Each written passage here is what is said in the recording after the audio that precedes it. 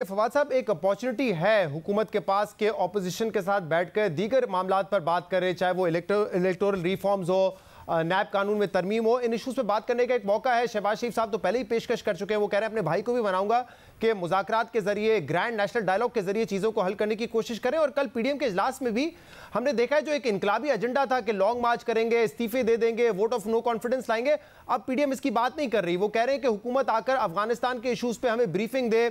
Tone उनके अभी भी सख्त है, बयान दे रहे हैं, लेकिन वो इनकलाबी एजेंडा खत्म हो गया है। तो एक अपॉर्चुनिटी है कि दोनों ऑपोजिशन और हुकूमत बैठे और दीगर इश्यूज पे बात करें। क्या हुकूमत पहल करेगी, हुकूमत इस पे आमादा होगी? देखिए शहजाद, मैंने तो पहले भी आपके प्रोग्राम में ये बात कही थी कि इस बातचीत के अमल को हम तो खुशामदीद कहते हैं और हम समझते हैं कि ये एक मुस्बत बात होगी अगर हुकूमत और अपोजिशन के दरमियान इस्लाहात के मामले के ऊपर बातचीत आगे बढ़े। मसला जो है वो थोड़ा सा पेचीदा इस तरह हो जाता है जब हम देखते हैं कि PMLN के अंदर जो एक लीडरशिप है उसकी जो पॉलिसीज है वो काफ़ी हद तक कंफ्यूज हैं। अगर शहबाज शरीफ साहब के ऊपर बात करें, वो एक तरफ कहते हैं हम मुज़ाकरात करेंगे, जब PDM में फजलुर रहमान साहब के पास जाते हैं तो वो कहते हैं कि नहीं हम तो जल्द से जुलूस करेंगे। मरियम नवाज, शाहिद खान अब्बासी कोई और बात करते हैं। सो इसीलिए मैंने कल ये मशवरा दिया था शहबाज शरीफ साहब को कि बजाय इसके कि वो PDM वगैरह के ऊपर इतना अपना वक्त ज़ाया करे, पहले PMLN का एक जो नैरेटिव है या बयानिया है उसके ऊपर आप लोगों को इकट्ठा कर दें, ताकि जब आप एक बात करें और उसके पता हो कि ये एक बात जो है पार्टी की तरफ से आ रही है। अदरवाइज तो ये चूचू का मरब्बा है, PDM समझ नहीं आती। इसीलिए हमने पार्लिमानी लीडर्स को लेटर लिखे कि आप आए, बैठे, हमारे साथ बात करें। उनके साथ बातचीत करना जो है वो मुमकिन है, बातचीत हो सकती है। जो PDM है उसके साथ बातचीत का जो मसाइल है वो यही है कि उसमें किसी का बयान दूसरे से नहीं मिलता और वो एक कंफ्यूजन रहेगी। लेकिन फवाद साहब देखिए, माहौल तो हुकूमत ने भी क्रिएट करना है ना, क्योंकि चार्टर ऑफ इकोनॉमी की बात की थी शहबाज शरीफ साहब ने, उनको जेल में डाल दिया गया, 2 दफा जेल में गए आपके दौरे हुकूमत में। जरदारी साहब ने कहा कि हम हुकूमत को 5 साल पूरे करने देंगे, उनको भी जेल में डाल दिया। तो वो एक एनवायरनमेंट और माहौल तो क्रिएट करना पड़ेगा ना हुकूमत को भी। नहीं शहजाद, यहाँ ये वो बुनियादी नुक्ता है जिसके ऊपर आप जो है वो एक गलत जो मसाल है उसको आप जोड़ देते हैं मुज़ाकरात के साथ। देखिए, हमने उनको जेल नहीं भेजा, हमारी कोई उनसे ज़ाती लड़ाई नहीं है, ना जरदारी साहब से ना शहबाज शरीफ साहब से। अब आप अगर आप ये हमें मशवरा दें कि नहीं, जो शहबाज शरीफ साहब ने 7 अरब रुपया पाकिस्तान से लॉन्डर करके बाहर भेजा, या 5,000 करोड़ या जो 10,000 करोड़ के बाद 12,000 करोड़ के जो अकाउंट्स में जरदारी साहब के पैसे निकले, असल में तो आपको इग्नोर कर देना चाहिए और दोनों के साथ बैठ के मुज़ाकरात करने चाहिए। इस नुक्ते पे इमरान खान नहीं मानेंगे, ना ही इसके ऊपर नहीं, ये नुक्ता है भी नहीं फवाद साहब, मेरा ये नुक्ता है भी नहीं।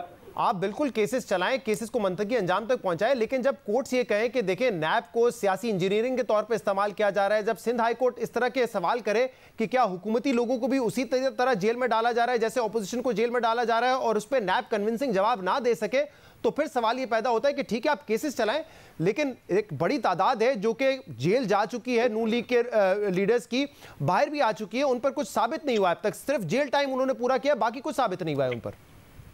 देखिए, ये दुरुस्त बात नहीं है, दोबारा ये बात दुरुस्त नहीं है। मरियम नवाज शरीफ सजा याफ्ता है, नवाज शरीफ सजा याफ्ता है। शहबाज शरीफ साहब के केस के ऊपर उनको बेल मिली है जो कि हमने चैलेंज किया है, जो हम समझते हैं कि दुरुस्त, नैब ने उसको चैलेंज किया, वो समझती है दुरुस्त नहीं है। और आप समझते हैं कि अदालतों के इतना ही मायूस क्यों है अदालतें उनके केसेस के ऊपर, अदालतें उनको बरी कर सकती हैं, अदालतें उनको छोड़ दें, हमारा तो प्रॉब्लम नहीं है। हम ये कहते हैं कि आप अपने मुकदमात जो हैं वो अदालतों में लड़े, हमारे साथ आप बैठे और इस्लाह पर बात। अगर आप इसको जेलों से जोड़ देंगे से भी आपने जोड़ा है, फिर तो ये बात नहीं चल सकती। ये मेरे पैसे नहीं है, इमरान खान के पैसे नहीं है, PTI के लोगों के पैसे नहीं है, ये पाकिस्तान के अवाम के पैसे हैं। आप हमें पैसे, जो अवाम के पैसा है वो वापस करें, उसके बाद आप जहां मर्जी जाए। क्या एक और इशू भी आड़े आ सकता है वजीर आजम इमरान खान और लीडर ऑफ द ऑपोजिशन को एक साथ बैठने में, और वो ये है क्योंकि बाज़ हल्के कहते हैं कि देखें इमरान खान का अगर इस सेटअप में कोई मुतबादिल हो सकता है ना, तो वो शहबाज शरीफ साहब भी हो सकते हैं, क्योंकि वो भी काबिल कबूल हैं गैर सियासी कुव्वतों को। वैसे तो इमरान खान कहते हैं कि मेरा कोई मुतबादिल नहीं है, लेकिन बाज़ हल्कों में ये कहा जाता है कि अगर कोई होगा तो शहबाज शरीफ होंगे।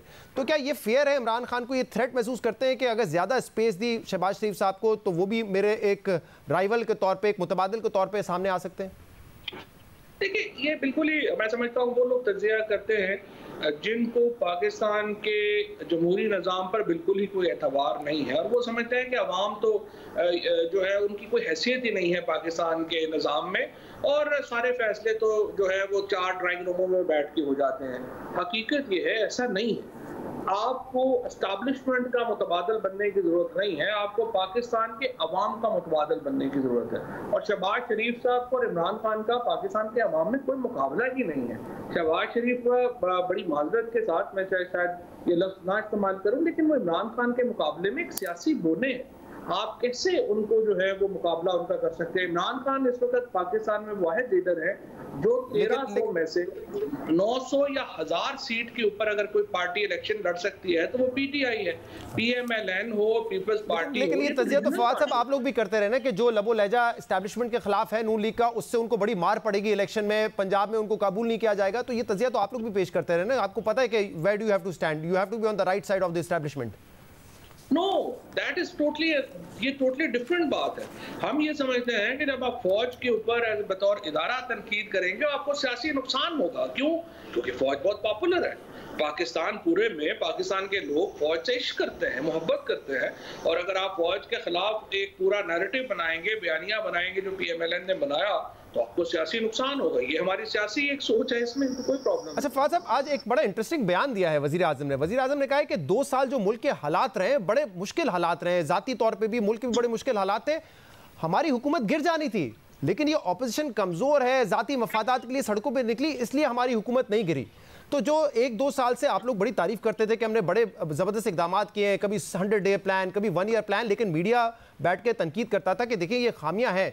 तो कहा जाता था नहीं, मीडिया सिर्फ मनफी प्रोपेगेंडा करता है, मनफी चीज़ें दिखाता है। लेकिन वजीर आजम खुद आज ये कह रहे हैं कि 2 साल में ऐसे हालात थे कि हमारी हुकूमत गिर जानी थी। नहीं, देखिए, बात वज़ीर आज़म ने बिल्कुल ही और कॉन्टेक्स्ट जो थे वो कह रहे थे। वो ये कह रहे थे कि मुश्किल हालात थे मुआशी तौर के ऊपर। जी जी। आप जाहिर है कि पाकिस्तान में आप देखिए ना कि ओवरऑल तकरीबन आप जब से हम हुकूमत आई है उस वक्त, उसके बाद कोविड की वजह से, उसके बाद और बहुत सारी जो इस वक्त जो सिचुएशन है उसकी वजह से, और स्पेशली जिस किस्म के हालात नून लीग जो है वो छोड़ के गई, उसकी वजह से पाकिस्तान के अंदर एक बहुत बड़ा महंगाई का रहना आया। और उस महंगाई से जो है वो, उस महंगाई की वजह से जो पाकिस्तान है उसने बहुत सफ़र किया। तो ये पहले 2 साल में हुकूमत आपकी गिर जानी थी इसलिए क्योंकि ऑपोजिशन कमजोर है, या गैर मामूली सपोर्ट भी हुकूमत को हासिल थी? नहीं, हुकूमत ने बिल्कुल नहीं गिरना था, इसलिए कि अपोजिशन जो है वो उसमें इतनी जान ही नहीं थी कि वो हुकूमत को गिरा। और जानदार हुकूमत होती तो इस कारकर्दगी पे और इन हालात पे हुकूमत गिर जाती।